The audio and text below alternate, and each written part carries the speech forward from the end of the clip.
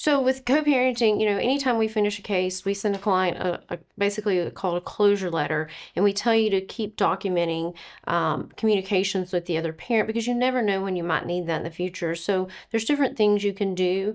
A lot of times now people use co-parenting apps. There's different ones out there, but it's an app that the parents use to communicate. That way everything's documented, everything's backed up, because sometimes it gets confusing when parents might text one day and then email the next day. So years down the road, when we're in the middle of another custody case, we're trying to piece all that together. So some of the newer co-parenting apps out there are really effective tools for communication between parents.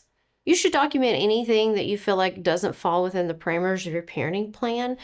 So, for example, if the other parent's speaking negatively about you, you should document that. And a lot of times I tell people, your child may come back and tell you the other parent is saying something bad. That's where it's important that you be able to communicate with that other parent, because sometimes children may feel in the middle of that conflict. And so they'll tell the parents what they want to hear and maybe not always necessarily what's going on. So those are things you should document. You should also document if the other parent's not following the parenting plan, such as if they're not exercising all their time allowed for under the plan. So I tell people it's a really good idea to keep a calendar and document that, because what's difficult to do is 2 years later, when you know the time has not been exercised, it's to go back and recreate that calendar.